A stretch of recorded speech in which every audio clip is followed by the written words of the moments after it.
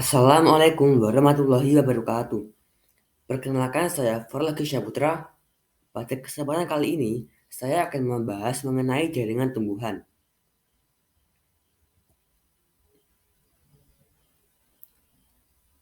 A. Jaringan meristem atau jaringan embrional.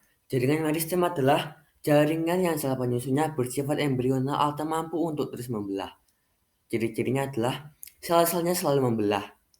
2. Vakuola atau rongga sel belum ada atau sangat kecil. 3. Bentuk dan ukuran sel sama. 4. Dinding sel tipis. 5. Memiliki satu atau dua inti yang besar. 6.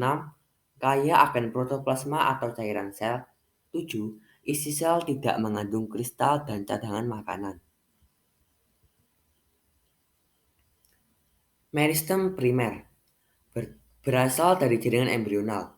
Umumnya terdapat di ujung batang dan ujung akar, menyebabkan pertumbuhan primer. Jaringan yang terbentuk dari meristem primer disebut jaringan primer. Meristem sekunder berasal dari sel dewasa yang telah berdiferensiasi menjadi sel meristematik. Bentuknya pipi atau prima dan memiliki vakuola di tengahnya. Contohnya adalah kambium, yaitu kambium pembuluh atau vaskuler, dan kambium gabus atau velogen. Meristem ini menyebabkan pertumbuhan sekunder. Jaringan yang terbentuk dinamakan jaringan sekunder. 1. Aktivitas kambium ke arah dalam membentuk pembuluh kayu atau xilem dan ke arah luar membentuk pembuluh tapis atau phloem. 2. Velogen membentuk lapisan pelindung periderm atau gabus. Aktivitas ke arah luar membentuk velum atau lapisan gabus. Ke arah dalam membentuk veloderm atau korteks sekunder untuk menggantikan epidermis yang telah rusak. Meristem berdasarkan posisi, yaitu meristem apikal atau meristem ujung. Karena terletak di ujung batang utama, ujung batang lateral, ujung akar. Pertumbuhannya primer yaitu pertumbuhan vertikal atau ke atas, menghasilkan daun atau bunga dan tunas apikal. Jaringan yang terbentuk adalah jaringan primer. Meristem intercalar atau axilar, atau meristem antara, terdapat di antara jaringan dewasa atau jaringan yang telah berdiferensiasi, menyebabkan perpanjangan ruas batang dan menyebabkan terbentuknya bunga. Jaringan yang terbentuk adalah jaringan primer. Selanjutnya adalah meristem lateral atau meristem samping. Terletak memanjang sejajar dengan permukaan batang atau akar, seperti kambium vaskuler dan velogen. Menyebabkan pertumbuhan sekunder yaitu pertumbuhan horizontal atau pertumbuhan ke samping.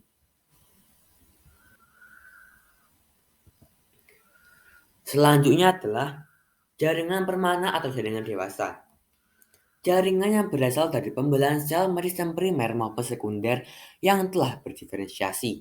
Jadi, jaringan ini bersifat non-meristematik atau tidak membelah lagi, tidak tumbuh, dan tidak berkembang. Bentuknya sudah permanen. Rongga selnya besar dan dinding-dinding selnya sudah mengalami penebalan. Yang pertama adalah A. Jaringan pelindung atau epidermis. Disusun dari lapisan sel yang menutupi permukaan organ tumbuhan seperti akar, batang, dan daun. Fungsinya untuk melindungi bagian dalam tumbuhan dari segala pengaruh luar yang merugikan. Semisalnya adalah perubahan suhu, kerusakan mekanik, serta hilangnya air dan zat makanan. Ciri-ciri dari epidermis adalah 1. Tersusun rapat tanpa ruang antar sel. 2. Bentuknya bervariasi. 3. Memiliki banyak vakuola dan protoplas. 4. Ketebalan dinding bervariasi. 5. Dinding sel ada yang mengandung lignin cuticulum pectin. Kutikula ada di tumbuhan yang hidup di habitat kering untuk menjaga kelembapan.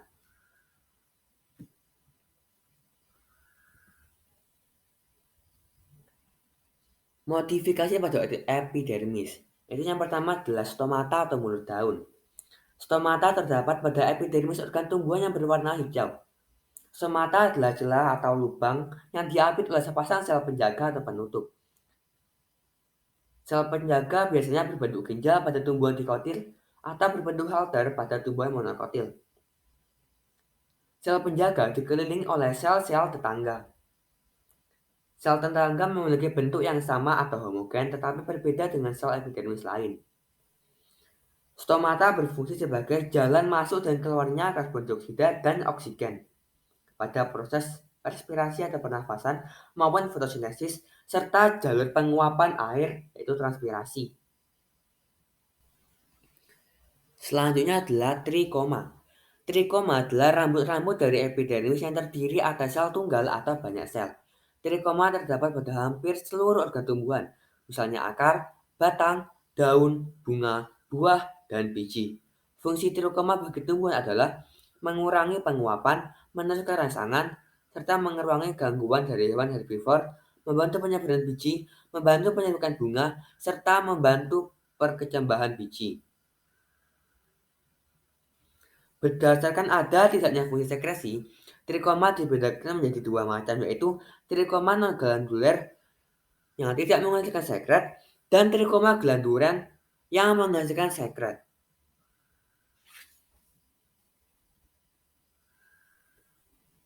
Trikoma glanduler dapat berupa trikoma hidatoda dan trikoma sekresi garam, trikoma sekresi nektar, serta rambut sengat. Modifikasi selanjutnya adalah emergensia. Emergensia adalah tonjolan pada permukaan organ yang terbentuk dari jaringan epidermis dan jaringan di bawah epidermis atau subepidermis. Contohnya adalah duri yang tertempel pada batang mawar. Selanjutnya adalah spina. Spina atau duri adalah tonjolan pada permukaan epidermis batang yang terbentuk dari jaringan stele di bawah korteks. Contohnya adalah duri pada batang tumbuhan bunga kertas atau bougainville.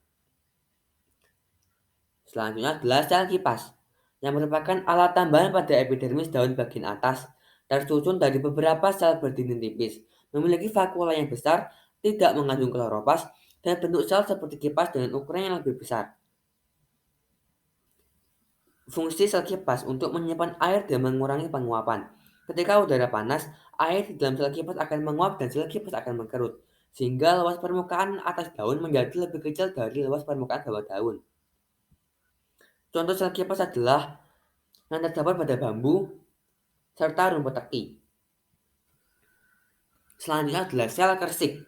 Sel kersik adalah bagian sel epidermis yang berbentuk bulat, elips, halter atau pelana dan berisi kristal kersik. Adanya sel kersik pada tumbuhan menyebabkan permukaan batang pada tumbuhan tersebut menjadi keras.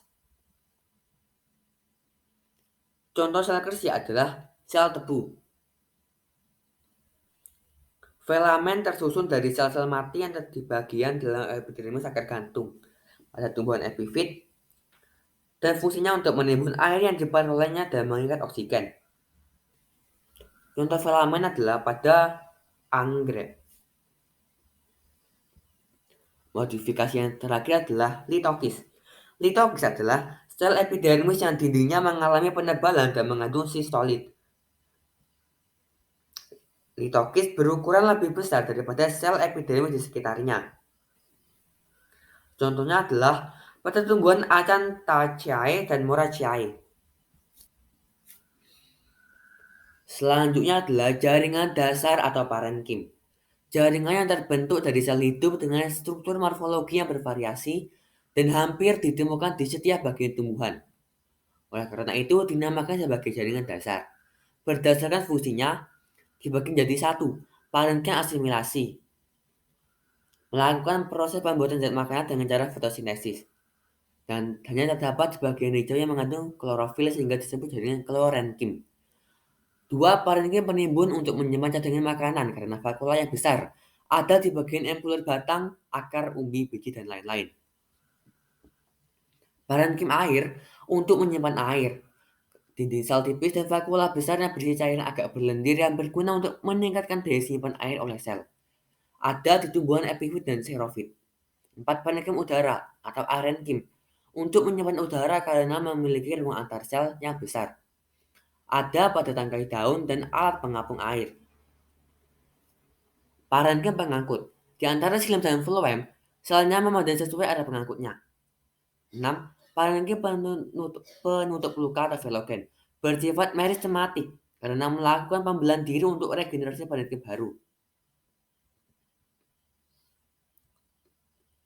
Jaringan yang terbentuk dari sel hidup dengan struktur morfologi yang bervariasi hampir ditemukan di setiap bagian tumbuhan adalah parenkim. Yang berdasarkan bentuknya dibagi menjadi parenkim palisade, sel yang berbentuk panjang, tegak, dan mengandung banyak klorofas.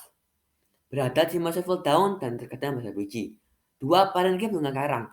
Bentuk dan ukuran tidak teratur dan memiliki ruang antara sel yang lebih besar. Ada pada mesofil daun. 3. Parenkim bintang. Bentuk sel seperti bintang yang saling bersambung di bagian ujung. Ada pada tangkai daun canak sp. 4. Parenkim lipatan. Dinding selnya mengalami lipatan ke arah dalam dan banyak mengandung kloroplas. Ada pada mesofil daun pinus dan padi. Jaringan penyokong atau penguat. Jaringan yang menunjang bentuk tubuh tumbuhan. Cirinya adalah memiliki dinding sel yang tebal dan kuat serta mengalami diferensiasi pada selnya. Fungsinya untuk menegakkan batang dan menguatkan daun. Melindungi tumbuhan dari gangguan mekanis, melindungi embrio di dalam biji, melindungi jaringan pengangkut, memperkuat jaringan aerenkim. Terbagi menjadi dua yaitu kolenkim dan sklerenkim. Jaringan kolenkim. Ada pada organ tumbuh yang masih aktif mengadakan pertumbuhan dan perkembangan. Terdapat pada batang, daun, bunga, dan buah, serta pada akar yang terkena cahaya. Tumbuhan monokotil umumnya tidak memiliki kolenkim. Ciri-cirinya adalah disusun sel hidup. Penebalan pada bagian sudu dari selulosa menyokong organ tumbuhan yang masih muda dan tua. Dinding sel lunak dan plastis disusun oleh serat. Bentuknya cenderung heksagonal. Jaringan sklerenkim. Ada bagian tumbuhan yang sudah berhenti melakukan pertumbuhan dan perkembangan. Cirinya memiliki dinding sel sekunder yang tebal. Dikelompokkan menjadi dua yaitu serabut atau serat sklerenkim. Serat silar dalam sistem silam. Serat ekstrasilar terdapat di luar sistem jaringan silam. 2. Skleroid atau sel batu. Sel yang mati saat dewasa tetapi protoplasma tetap hidup. Bentuk umumnya bulat. Ditemukan dalam keadaan soliter juga berkelompok. Berdasarkan bentuknya, skleroid dibagi menjadi brachiskleroid seperti insang, makroskleroid seperti tongkat, osteoskleroid seperti tulang, osteoskleroid bercabang seperti bintang, trichoskleroid memanjang seperti benang dengan satu percabangan teratur. Selanjutnya adalah jaringan pengangkut. Silem mengangkut air dan garam mineral dari akar ke daun. Komponen penyusunnya adalah unsur trakeal. Sel yang panjang tidak mengandung protoplasma, dinding sel berlignin memiliki lekukan, disusun oleh trakeid dan trakea. Trakea yang berlubang disebut lempeng perforasi dengan tipe sederhana, menangga dan memantau jalan.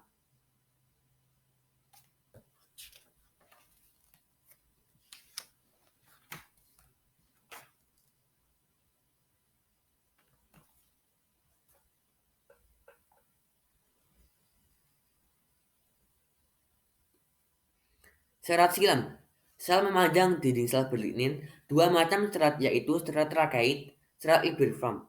3. Parenkim silem. Disusun sel hidup untuk tempat cadangan makanan. Ditemukan silem primer dan sekunder. Pada silem sekunder ada parenkim kayu dan parenkim jari-jari empulur. Phloem mengangkut dan mendistribusikan zat makanan hasil fotosintesis dari daun ke seluruh bagian tumbuhan. Disusun oleh 1. Unsur tapis, 2. Sel pengiring, tempat keluar masuknya zat melalui pembuluh tapis, 3. Serat phloem, sel yang hidup sebagai cadangan makanan, 4. Parenkim phloem, terletak di bagian pembuluh tapis dan merupakan sel hidup, sebagai penyimpanan zat tepung dan zat lainnya, 5. Sel albumin, keluar masuknya zat makanan melalui pembuluh tapis.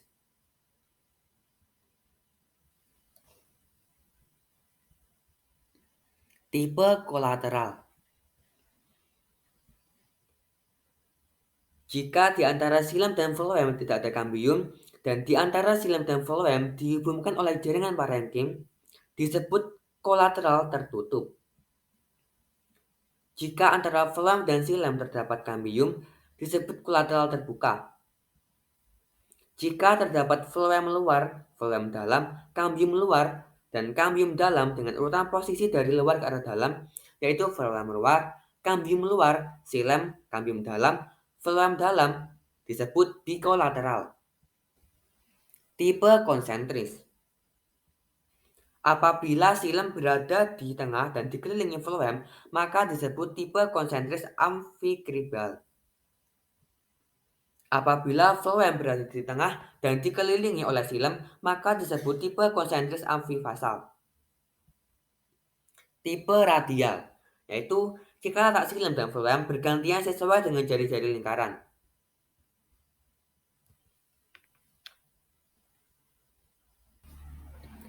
Organ pada tumbuhan. Yang pertama adalah akar. Akar disusun oleh tudung akar. Tudung akar terdapat pada ujung akar, yang berfungsi untuk melindungi promeristem dan membantu penetrasi akar yang tumbuh ke dalam tanah. Tudung akar tersusun dari sel-sel parenkim yang hidup dan terkadang mengandung pati. Yang kedua adalah epidermis. Epidermis akar disebut juga epifilm atau lapisan pilifer. Epidermis terdiri atas sel-sel yang berdiri tipis dan tidak mengandung kutikula. Epidermis di daerah dekat ujung akar akan berkembang menjadi rambut-rambut akar. Rambut akar tersusun dari satu sel yang memanjang, berfungsi untuk absorpsi air dan garam mineral, serta menguatkan posisi tumbuhan pada tanah. Epidermis pada akar yang sudah dewasa akan mengalami kerusakan. Fungsinya digantikan oleh eksodermis, yaitu lapisan terluar korteks. Selanjutnya adalah korteks. Korteks tersusun dari sel-sel parenkim yang kadang kala mengandung karbohidrat atau kristal. Dinding sel pada lapisan terluar korteks mengalami penebalan oleh zat suberin dan berdiferensiasi menjadi eksodermis. Sementara itu, lapisan terdalam korteks berdiferensiasi menjadi endodermis. Endodermis akar terdiri dari satu lapis sel yang struktur dan fungsinya berbeda dengan sel-sel di sekitarnya. Endodermis dapat mengalami penebalan berbentuk titik-titik atau pita Kaspari atau berbentuk seperti U oleh zat suberin, kutil lignin atau selulosa. Stele atau silindir pusat. Stele akar merupakan bagian tengah dari akar yang terletak di sebelah dalam endodermis. Stele terdiri atas perisikel, berkas pembuluh, dan parenkim. Perisikel dapat tumbuh ke arah samping, membentuk cabang akar atau akar lateral. Sistem berkas pengaku tersusun dari jari-jari xilem yang jumlahnya bervariasi, berselang-seling dengan floem. Xilem membentuk jumbo sentral yang di bagian tengahnya terisi oleh sel-sel parenkim. Sel parenkim yang terdapat di antara xilem dan floem disebut jaringan konjungtif. Perbedaan akar dikotil dan monokotil yaitu pada akar dikotil tidak memiliki parenkim sentral, tetapi terdapat kambium di antara xilem dan floem. Pada akar monokotil memiliki parenkim sentral, tetapi tidak ditemukan kambium, dan parenkim sentral bisa berkembang menjadi sklerenkim. Batang dikotil tersusun atas 1. Epidermis. Epidermis batang terdiri atas satu lapisan sel yang tersusun rapat tanpa ruang antar sel. Dinding sel bagian luar mengalami penebalan dari zat kutin. 2. Korteks. Korteks tersusun dari parenkim, kolenkim, dan sklerenkim yang berupa serabut dan skleroid serta idioblast. Korteks nantinya bisa menjadi endodermis, stele, atau silindir pusat. Terdiri dari perisikel, parenkim, dan fasis, berkas pengangkut teratur melingkar. Batang monokotil terdiri dari epidermis, korteks, dan stele, parenkim, fasis, berkas pengangkut tidak teratur melingkar. Tipe fasis kolateral tertutup. Perbedaan batang. Monokotil tidak memiliki perisikel endodermis. Batas antara korteks dan stele kurang jelas.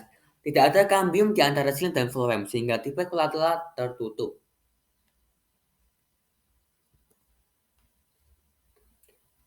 Daun. Tipe dorsiventral memiliki jaringan palisade hanya ada pada sisi atas daun, sehingga permukaan atas tampak lebih cerah. Sedangkan tipe isobilateral memiliki struktur yang seragam antara permukaan atas dan bawah.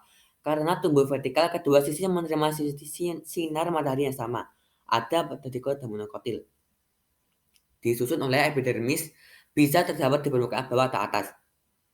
Mesofil di antara epidermis atas dan bawah, jaringan pengangkut, penguat, dan jaringan sekretori. Perbedaan utama daun monokotil dan dikotil adalah daun monokotil tidak memiliki jaringan parenkim palisade, tetapi tersusun dari sel parenkim yang struktur dan ukurannya seragam.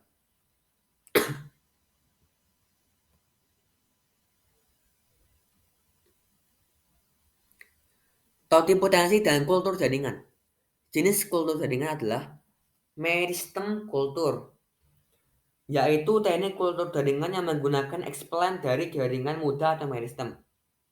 Polen atau enterkultur, yaitu teknik kultur jaringan yang menggunakan eksplan dari serbuk sari atau benang sari. Protoplas kultur, kultur jaringan dengan menggunakan eksplan dari protoplasma. Kloroplas kultur, teknik kultur jaringan menggunakan eksplan kloroplast untuk tujuan perbaikan sifat tanaman dengan membuat varietas baru. Somatic cross, silangan protoplasma, yaitu penyilangan dua macam protoplasma menjadi satu, kemudian dibudidayakan hingga menjadi tanaman yang mempunyai sifat baru. Tekniknya ada sterilisasi, pembuatan media, inisiasi, multiplikasi, pengakaran, akmatasi. Keunggulannya adalah sifat bibit identik dengan induk, tidak butuh tempat luas, kualitas dan kesehatan terjamin, bibitnya seragam, bibitnya cepat pertumbuhannya, penggandaan tidak tergantung musim. Waktu yang dibutuhkan sangat singkat. Sekian dari saya. Wassalamualaikum warahmatullahi wabarakatuh.